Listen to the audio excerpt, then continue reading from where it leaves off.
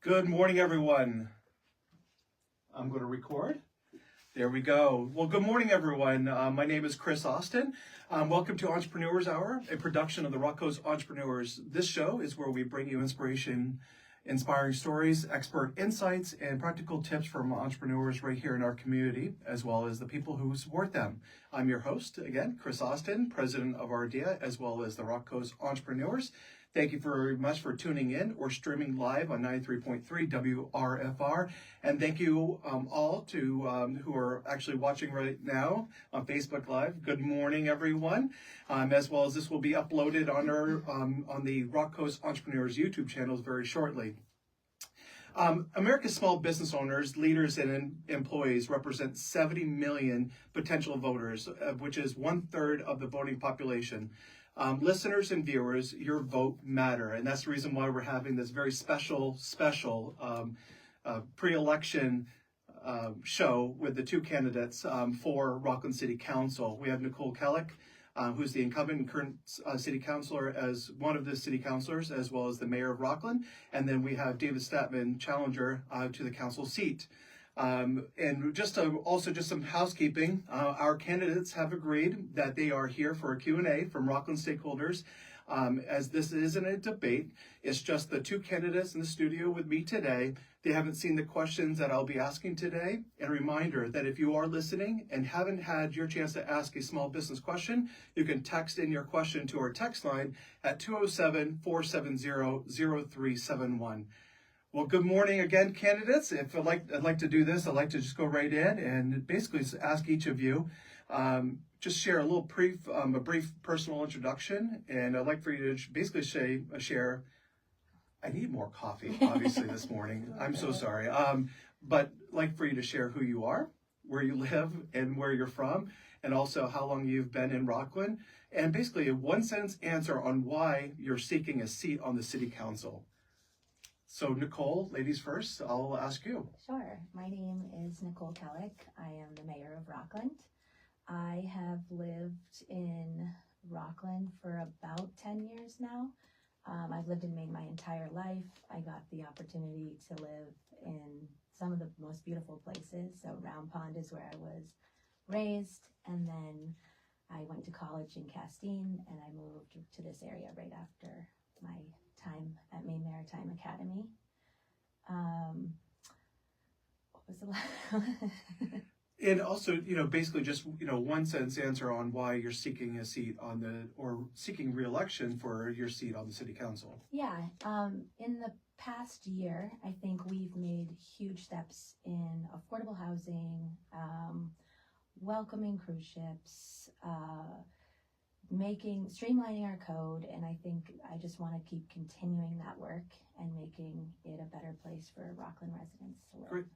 That was Nicole Kalloch, and I apologize, everyone. Her mic at first was not on.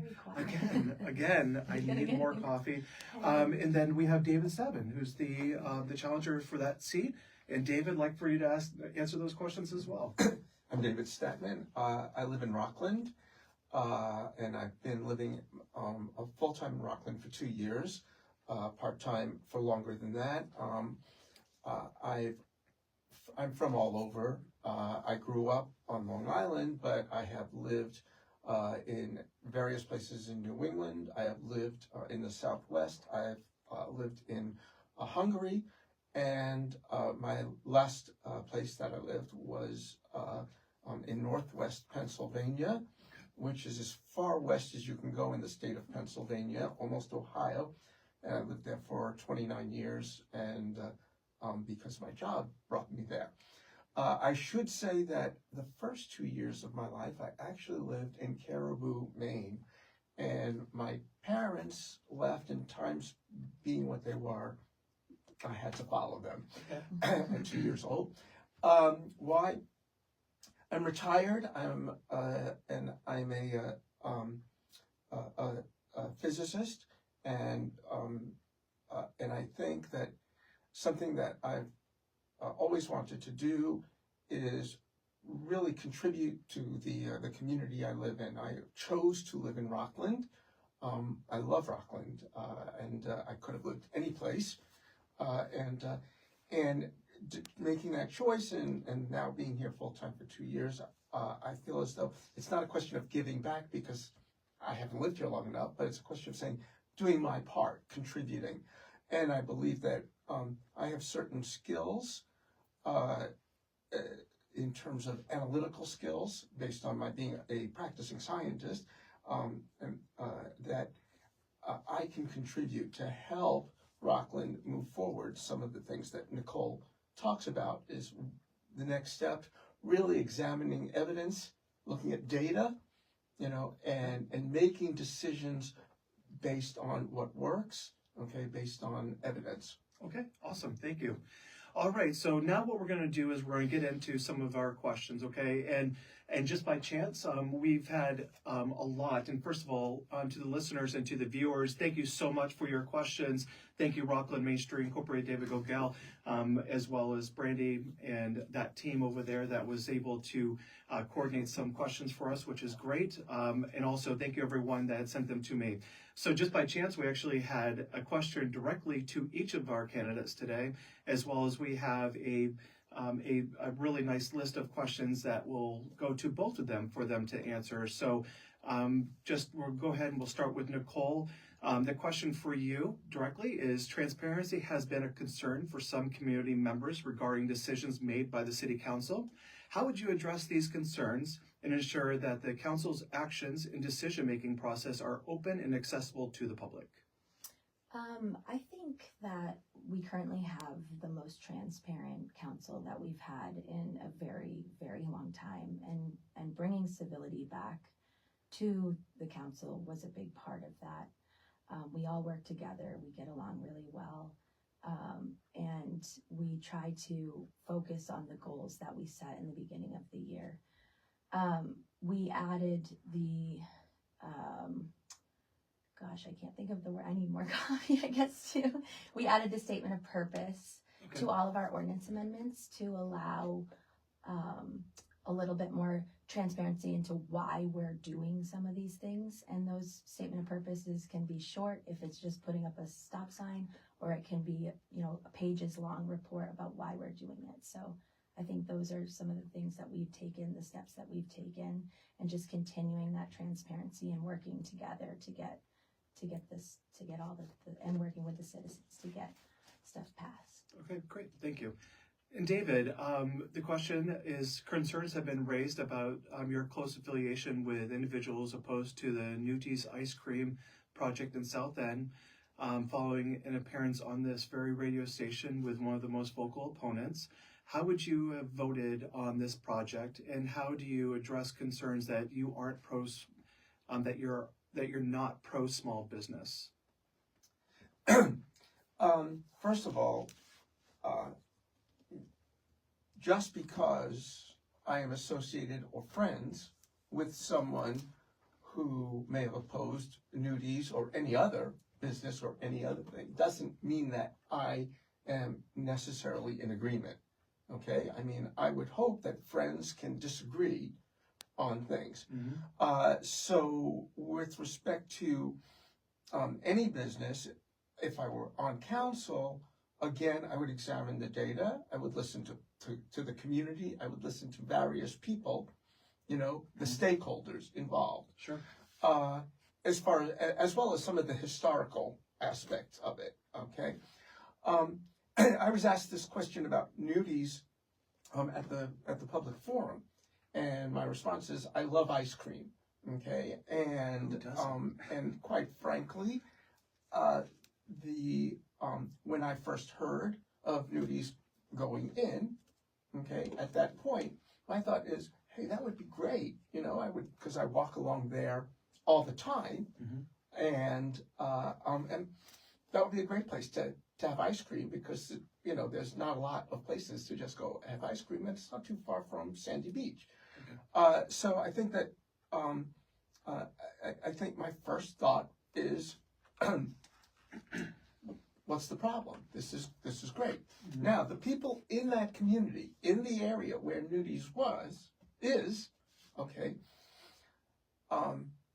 one of their concerns was that having a business that was basically a food establishment. Nudie says not only ice cream, but specialty coffees, which, by the way, I thought, when I saw that, I said, oh, wow, that's great, because sometimes I walk there in the morning when I'm not in the mood for ice cream.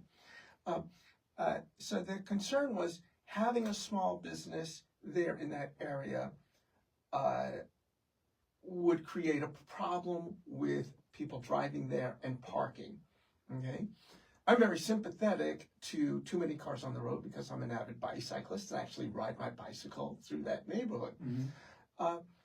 But there's a proposal before council. It's been delayed, but there's a proposal about eliminating parking in that area, and that solves some of the concerns that those people have, okay?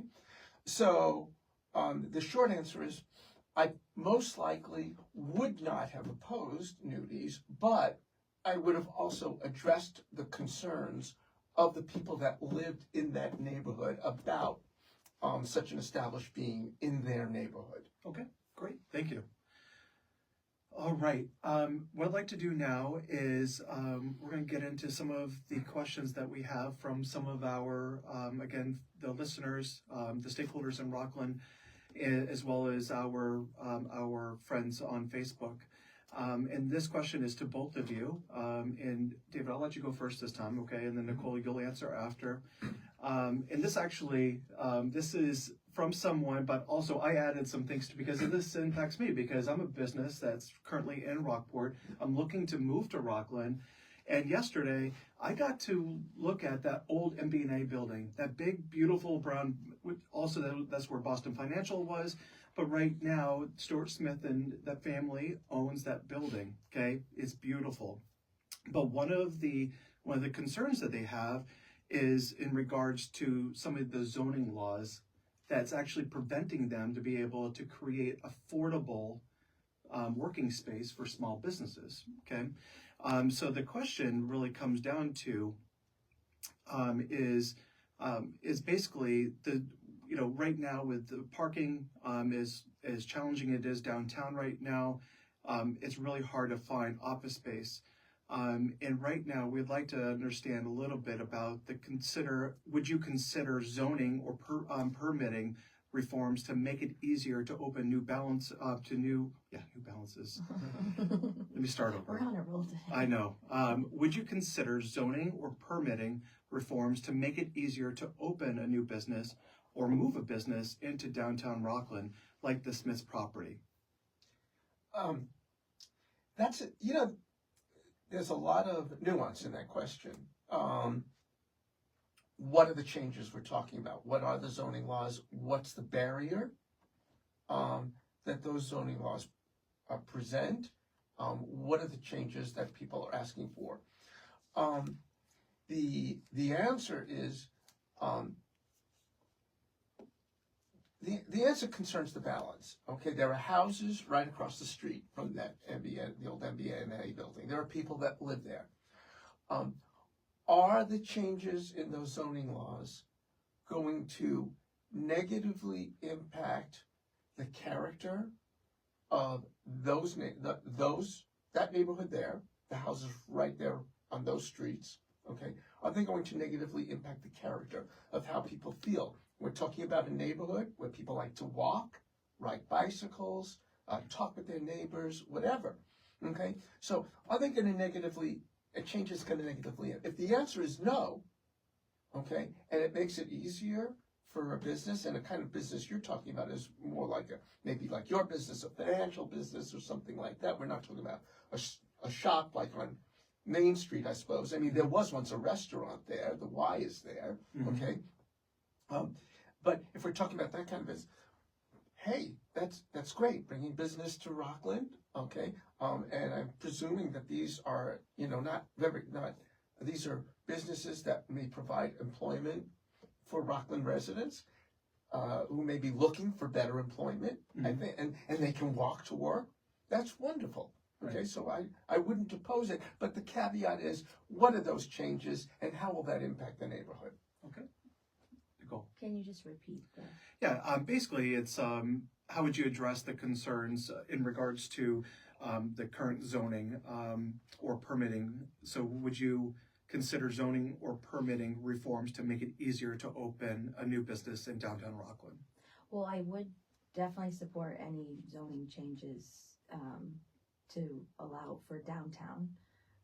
If I haven't really heard of any big challenges in our downtown area, but in that particular instance, the issue is the working waterfront zone. And I think some things we've considered specifically for that building is doing some sort of contract zone to allow multi businesses to run in there. And there's some things that are pretty strict in the waterfront zones. And so it's just taking a look at individual cases and making sure that we can accommodate them, again, fitting into the neighborhood, but also that area is historically industrial. And so there's got to be some balance in there as well. Okay. Yeah, because before that, I think it was like Fishers. Fisher Plows, yeah. Fishers were in there. But also, I think it was zoned for stables, I believe, that you could have livestock You there. can have livestock in the waterfront zones. All right. All right, Nicole. You might want to change that now because of the walking waterfront. Yeah, fair enough, right, yeah. Watch out for the manure. All right. All right, next question. Nicole, this is going to go to you first. How will you help foster new businesses in Rockland, especially those owned by local entrepreneurs and residents? Well, I actually brought a business to Rockland, David's Industries. It was in Camden for 70 years plus. There were a lot of hurdles getting that over here, and you would think we would be excited to have more jobs in the area. Most of the hurdles were with the code office. I had to put a building up, and it wasn't easy. So the permitting process, I think we could take a really good look at.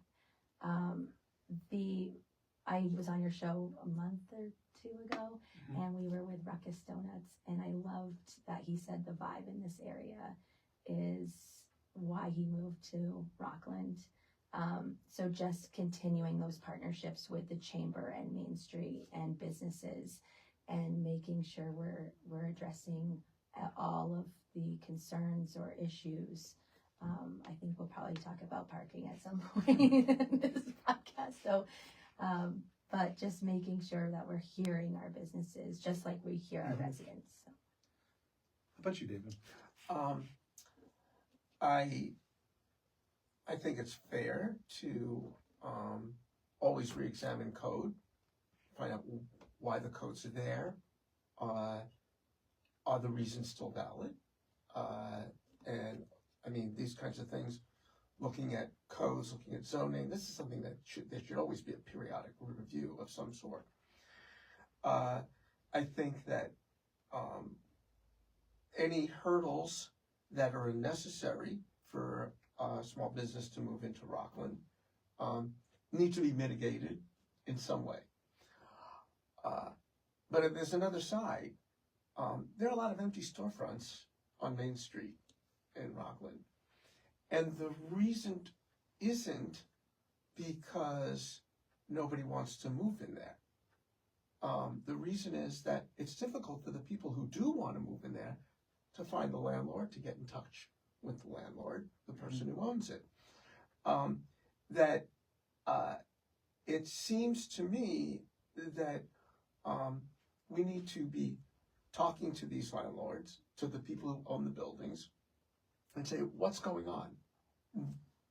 There are people who want to rent your store. It could be some of those buildings are in disrepair and not, that work needs to be done before a business can move in. Okay, what help do you need?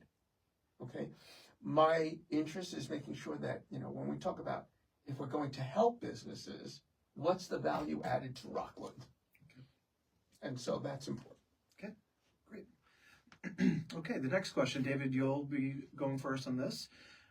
So how do you plan to balance the perspectives of longtime residents with those of newer arrivals to ensure the community's values and needs are respected in your decision-making as a council member? Wow, what a loaded question, It's a setup for that not being a longtime resident. I live in a neighborhood in which almost everyone has lived in that neighborhood all their lives. Person 2 houses down grew up in the house across the street from me. Live right around the corner from Bert's Machine Shop, where the Van Horst brothers live across the street from each other. Julia Brackett, who passed away a couple of years ago, lived right across the street. When we were part-time, she was in her 90s. She used to just love to sit and watch our dogs, and so on. And she used to tell her kids, they would say they were concerned that she was home alone in this house with a narrow staircase. And she would tell the kids, "Oh no, it's okay. The people with the dogs are here." Okay, we weren't, but she would say that. We get to know. We become, and this is true every place we've lived. I lived in Lubbock, Texas for 2 years. I ended up developing a West Texas accent. Don't ask me to do that now. But we become part of that community. We want to feel as though this is where we have been all our lives. I grew up on the North Shore of Long Island, and I tell people, well, Midcoast, Maine is what the North Shore of Long Island was 50 years ago. Okay, so we have a different accent. But I think I hope that I have a sense of what the people who have grown up here, lived here all their lives, how they feel where they're from. But also, Rockland has a lot of people like me who came here by choice. They said, "This is a beautiful place. We want this to be our home. I want to be here the rest of my life. You're gonna, my house built in 1850. You're gonna have to drag me out of that house." I love the neighborhood. I love the people. Okay, but we also have a perspective that we can, add. Talk about value added. We have something we can add. Okay, I don't want to be like, "Oh, we can do it better than you. We've got better ideas." Because that's not necessarily true. And I moved here from Northwest Pennsylvania. If you've ever been here, I'll tell you that no, people in Rockland do it better than there. Okay, but we have perspectives. Let's talk about it. And so I think that there's always balance. Okay. And don't sell yourself short. You're not from away. You're actually a boomerang. I think that's Yes. what they would call it, right? Because you're a Mainer. You're born in Maine. You're not from away. All right. So just remember that. Boomerang, not from away. All right. Nicole, how about you? Can you repeat it? Yeah. How do you plan on balancing the perspective of longtime residents with those of newer arrivals to ensure that the community's values and needs are respected in your decision making as a council member? I think there's a lot of concern right now about how much Rockland's changing with longtime residents. So my husband has lived here his entire life. He's not as concerned. So there's definitely a lot of changes happening. But like I said, my husband is like the local historian. He remembers every building, what it was. And so I always ask him his perspective on most of my decision making because I am newer to the area. So I tend to go right for a new decision, but then having that balance in my own house is really beneficial. Gotcha. So I think just making sure that we hear everybody that comes to council meetings, emails us. It's getting that communication out, and I think we're doing a really good job. We just got David Troop hired, so just listening and making sure everybody's heard in the community. All right. I'm going to pull up a quick question from our text line, and I apologize. I need to pull it up a different way really quickly here. And it's actually coming from someone from the nonprofit sector, Robin McTosh. So Robin had the question in regards to, I apologize, one moment.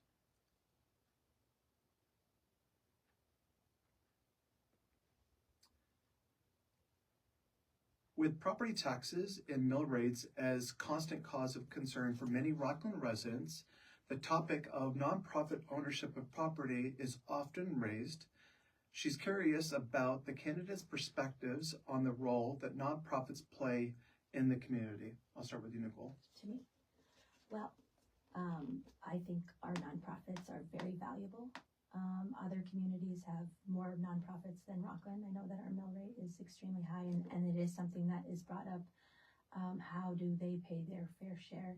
We do send letters out in lieu of taxes, so what you would pay, and like if a nonprofit wants to help pay that as well.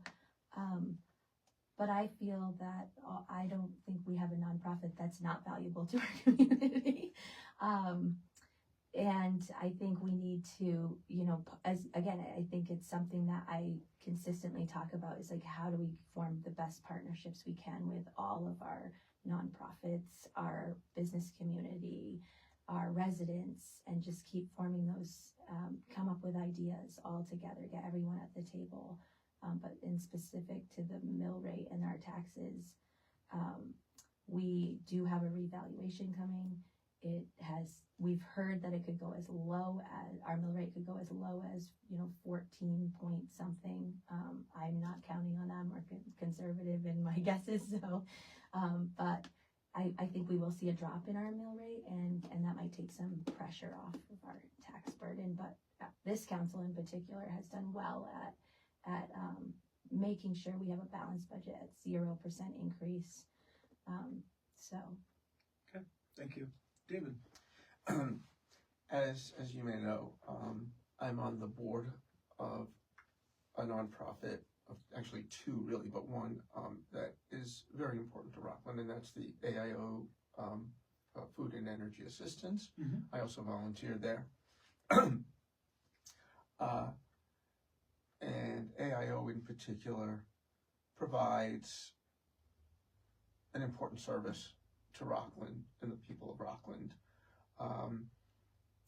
We're talking about between 11 and 12% of the people are food insecure, and it's basically the equivalent of a supermarket at the AIO.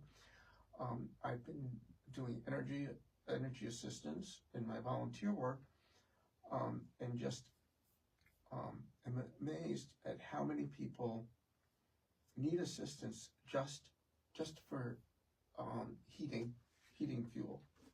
How many people that are calling in and saying, I'm cold, I need oil. And Rockland, the city of Rockland, has provided some support to AIO. AIO has a very large budget. It does an awful lot, and you know that as well because you've doing work for them. I don't think there's anything that we can do to ask AIO. It's not fair to even ask AIO to contribute like some sort of property, the equivalent of property taxes or something like that. And what they give to the community, is so important. Other nonprofits, I think the Farnsworth is a nonprofit, and there are others. Maybe a different story, and they provide a value. They're value added to our community. I wouldn't ever want to get rid of Farnsworth or CMCA or anything like that. But we can set up a model if we haven't already. For instance, prior to here, my previous life as a college professor, Allegheny College, along with the Meadville Medical Center, agreed that they would give a certain amount of money to the city, because they're nonprofit, they don't pay property taxes, but they feel as though they're members of this community, they should do what they can to pay their fair share. And I think those nonprofits in this community that are able to do that, should look into it. We should ask them. We should say, hey, what can you do? Okay. So I think that we can, that there are ways that we can help mitigate the impact of taking these properties off the tax rolls. Mhm. But we need to be careful because we don't want to go and ask AIO to do that. But there are nonprofits that it's fair enough to ask them and negotiate something. Great, thank you. All right, so we're going to get back into some of our questions that we have here, and we're going to talk a little bit about, the first question is, what is the biggest change you would like to see in Rockland in the next 2 years? And how can you be instrumental in making that happen? And what do you see that hasn't worked well? David, we'll start with you. That's from Lynn Archer, so that's 3 questions there from Lynn into one, but it's all related. So In the next 2 years,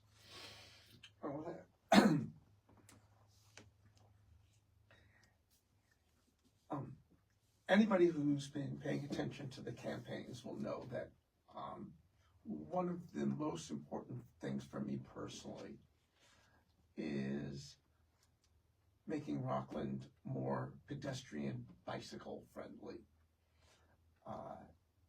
I think that there are certain areas that are walkable and certain areas that it's really not walkable. It's not as pleasant as it could be. Where Archer's is, that's a very walkable part of Rockland. Where I live, it's not a very walkable part of Rockland. Just to cross the street in a crosswalk is challenging. So 2 years, if we're talking about that short a timeline, I think that we can do an awful lot. There's a plan that's been proposed, in making Rockland more bicycle friendly. Let's expand that to make it more pedestrian friendly. When we make that means traffic calming. There's a lot of aspects to this.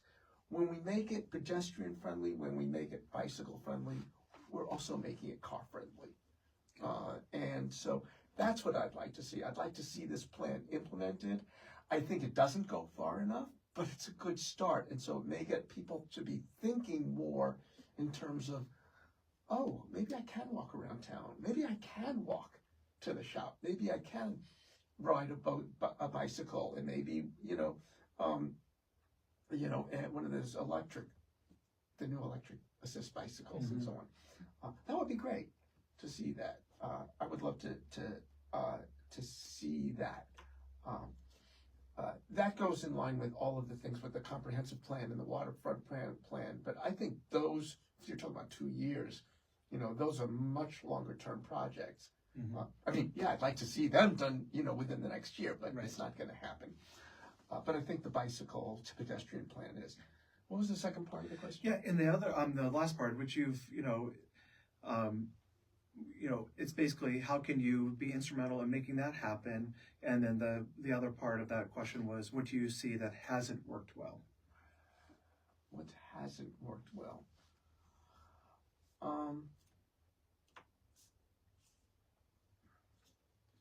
And let's just be specific. We'll just say the last 2 years. Yeah. Yeah, just, anything that you've seen with the city council, what hasn't gone the way that you think it should have? Okay, within the city council, the question came up about transparency.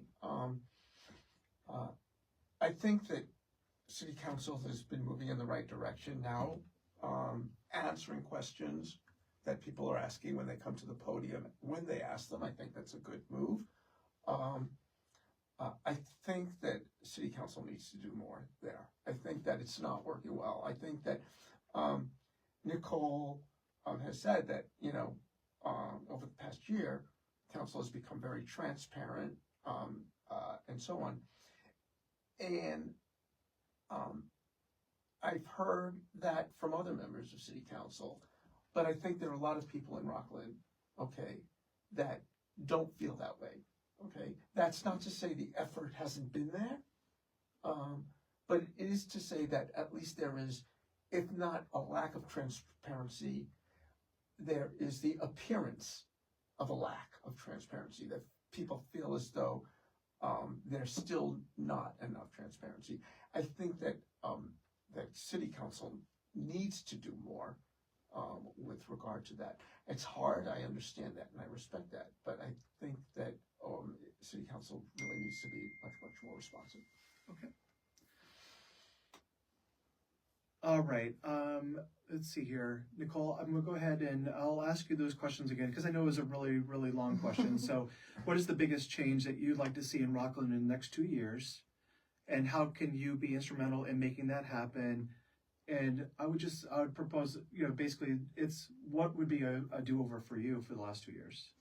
Yeah, so the biggest thing that I really want to focus on in particular is this negative feeling that Rockland isn't business friendly.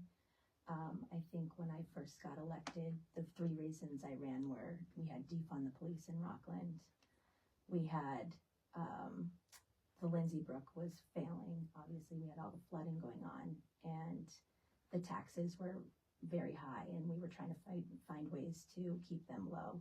I feel like we made progress, huge progress in all of those areas.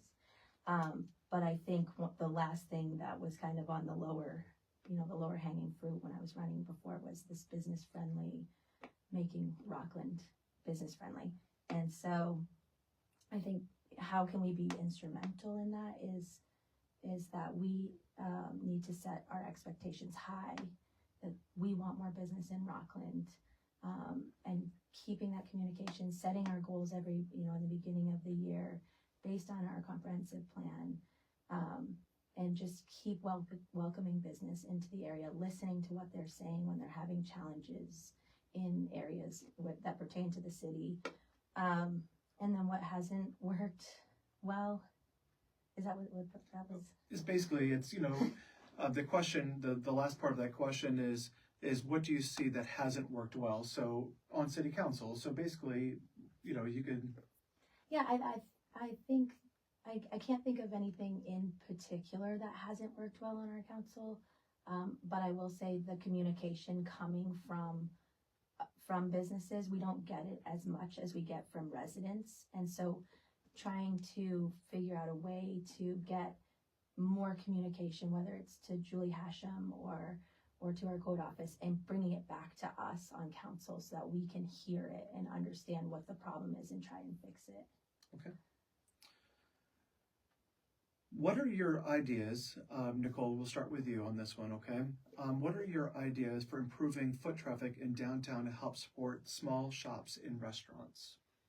Foot traffic, increasing foot traffic. Mm-hmm. I think we go back to the safety, Rockland in particular, Main Street in particular, is it needs some work. So making it really attractive. I think slowing traffic down also. And I'm just trying to think of, just Okay. making it an attractive place, welcoming. I love shutting down Main Street. It's my favorite thing. So Sunday strolls, all of the markets that we have are amazing. And so anything we can do to encourage that, I think is good. David, how about you? I've got 2 alternative ideas, both of which I can't take credit for, and so I will give due credit. Okay. Terry Pinto suggested that we could take Main Street, make it 1 lane, and pull the sidewalks out. It would slow traffic down, okay, and it would allow restaurants and shops to basically, in the fair weather months, have outdoor cafe store appeal and be much, much more pedestrian friendly. It would certainly be traffic calming. The problem is, like, the only traffic calming we've got right now is that sign as you go north, leaving the downtown, where it tells you are going, so fast, and it's, if you sit there and watch, usually it says slow down. Mm-hmm. Unless there's just an awful lot of traffic, and so on. But if we could make it such that drivers going through had to slow down because it's narrow, and then you have more of a plaza feel. I love that when we close it for Sunday stroll and for certain other events. the Blues Fest pub crawl. I love that. You know, there's so much. Mm-hmm. And when I understand, personally, I'd love to close down Main Street all the time, but I understand that happened once, and that didn't go over well. So I'm not going to propose that as much as personally I'd love to see that. Mm-hmm. I know of many cities that close their downtown. They're talking about it even in New York City now, certain of the streets, which is amazing. And in Europe, it's a common thing. But let's make it more pedestrian access, and so that pedestrians, you know, are our primary focus. Because more pedestrians means more people walking into shops and restaurants, looking around and saying, "Oh wow." You know, if you drive by Seabags, you're not going to say, "Oh, I got to find a place to park and go buy something that's, you know, at Seabags." Whereas if you're walking through town and you say, "Oh, look at that," and you walk in and say, "I didn't even know they had these things." That's one alternative. The other, Dave Gogel suggested, is that we make Main Street two-way. Okay. That would be traffic calming, okay, which would make it better for pedestrians, because two-way, you have to drive slower because now you've got oncoming traffic coming towards you. You're not trying to pass around, okay? But as much as I like the traffic calming aspect of it, it doesn't, you know, bring more pedestrian spaces, okay? So whatever we do, let's bring more pedestrian spaces, you know, and slow the traffic down. Okay. So you brought it up, and honestly, there wasn't many questions in regards to parking. Oh, wow. But listen, as someone who doesn't live in Rockland, who loves Rockland, that is a challenge, is parking, especially on Main Street, and accessibility for employees. So let's talk about it. So how is that project going, and what can we do differently? And I'd like to get your perspective as a resident as well. So Nicole, I'll start with you. I'm just adding it because we might as well talk about it. You brought it up, so let's talk about it. So we're in the middle of a pilot, and we haven't gotten the feedback yet. So we should be holding a meeting coming up soon with our parking guy. I don't know what his title is. And so when we hear that, I think we can make some educated decisions on parking. But there was so much feedback. So taking all of that into consideration as well, because I've gotten a lot of feedback from the business owners in the area, because we did close down 3 parking lots. Not close them down, but we had them paid parking. And I've gotten a lot of feedback from business owners and residents of Main Street. So just once we get that feedback is when we can start making some real decisions. I'd like to see some long-term parking in the Mechanic Street parking lot for boat traffic, and also possibly down by the yacht club, the Harbor Master building, when they're going out for long periods of time, because I think that's when we could make some real money, and bring in some revenue. Okay. What's your perspective as a resident?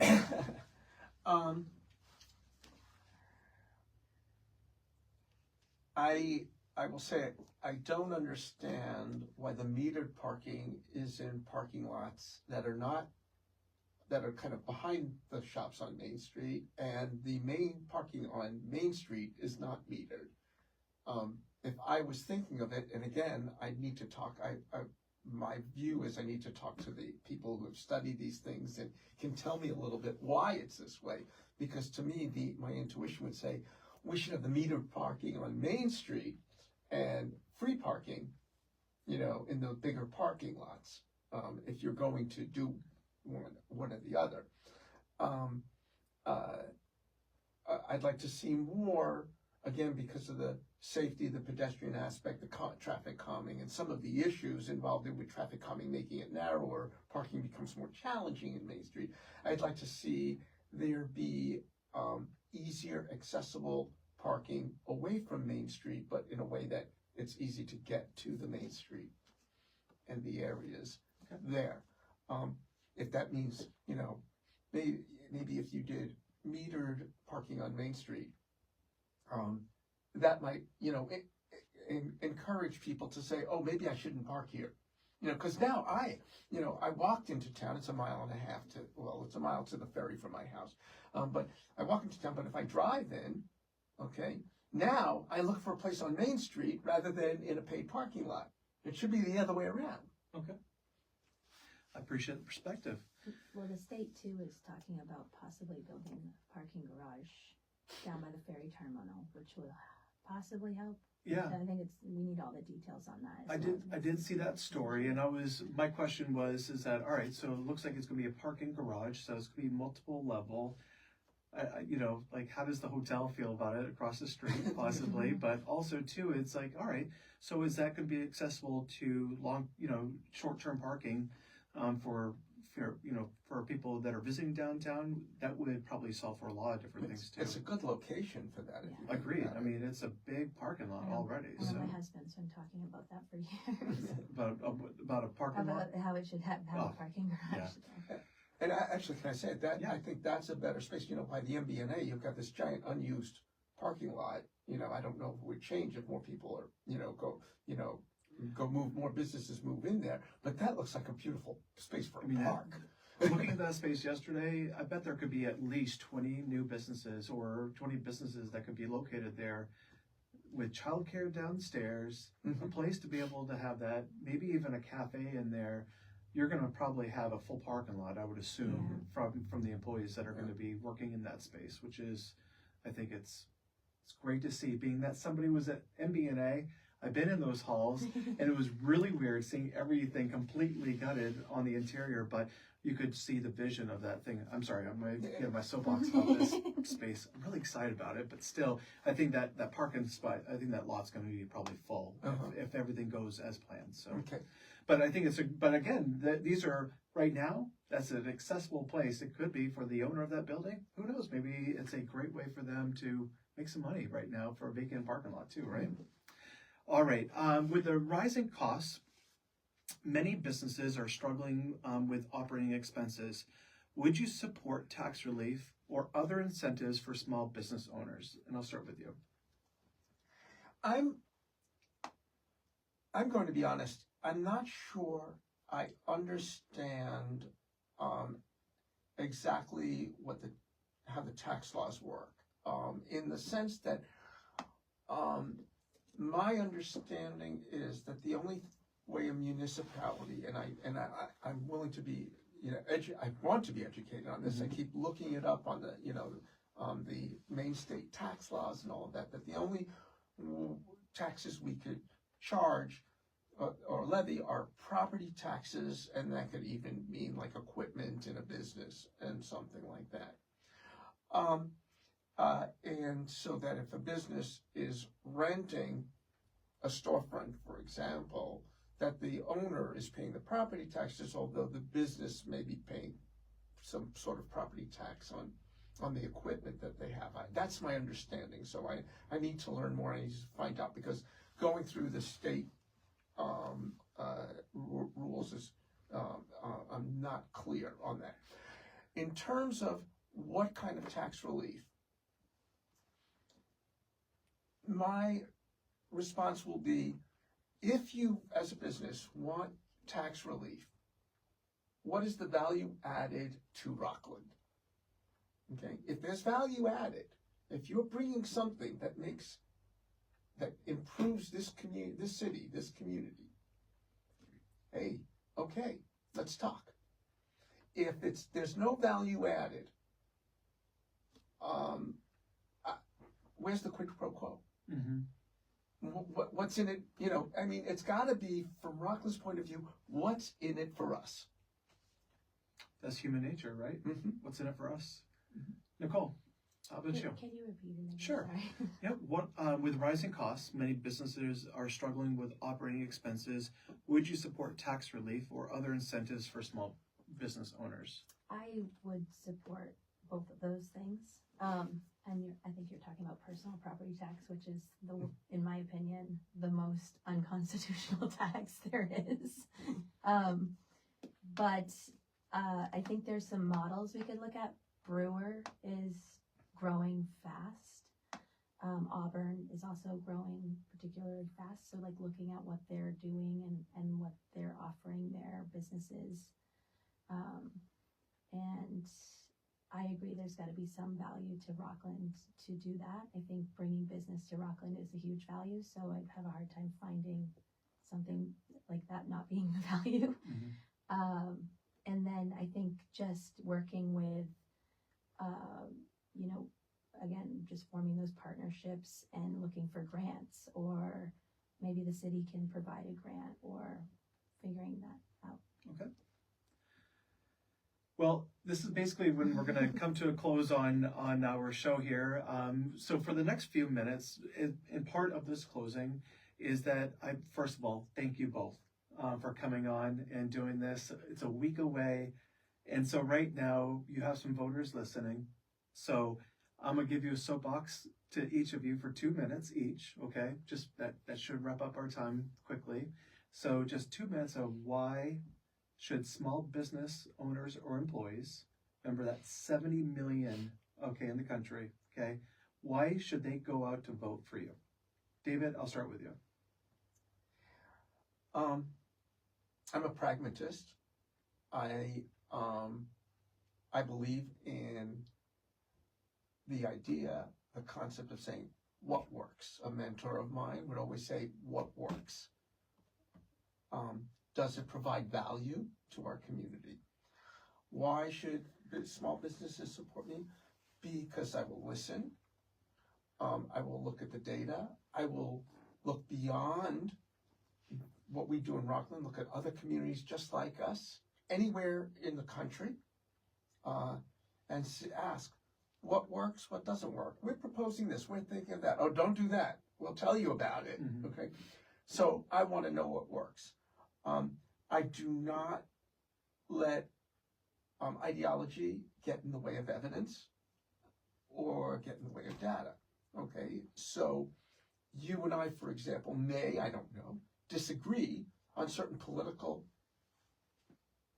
ideas, values, political values and whatever, and I would respect that, okay? I would hope you would as well. Again, I don't know your perspective. But at the end of the road, end of the game, whatever, that we want to agree that we want this place to be a wonderful place to live, a place where small businesses can thrive. Let's just ask what works and accept the fact that we may have political differences that have no impact on that. Okay. Nicole. I would say that small business owners should vote for me because I have experience running businesses from the time that I was very young. My dad was a lobsterman. My mom was the executive director of the Chamber of Commerce, and I kind of hopped back and forth between helping both of them out. My family owned a lobster co-op, and I worked for them for, I don't know, probably 6 years. And then I took a business that was failing in Camden and really turned it around and made it a profitable business where it's excelling in Rockland right now. Mm-hmm. And so I would say I have that experience. I know inside and out what it takes to run a business. And I'm currently helping my husband with his business, running that family business. So I definitely have the experience in small business and understand the costs and the affordability and where we're at right now in our economy to help them. So. Okay. Thank you so much. All right. Well, just I want to remind listeners, again, thank you, both of you, for, David, thank you again for coming. Nicole, thank you as well. Listeners, I would just say is that next week, we're actually going to replay this show on the air. So it's being recorded right now. So that way we can play this again next Tuesday, because we're not going to have a show next week, because we felt it was very important to have this being played on Election Day. So make sure you go out and you vote. It's really, really important to do that. I want to thank WRFR for allowing us to have this on this show. And WRFR could not happen, this radio station, without the support of the sponsors and the other supporters in our community. And I would just say I'm very grateful for this. You're going to be able to see this episode on the Rock Coast Entrepreneurs YouTube channel. And I would just say is that we have some really exciting shows. And I got to celebrate this. This is our 8th show, 2 months, and it came from a business networking event.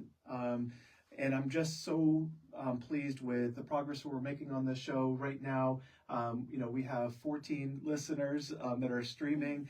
Our show is getting on average about 100 plays in the first week when it's on the YouTube channel. So there's a lot of people that are listening live, they're streaming live, they're watching it on Facebook, they're seeing it on the YouTube channel.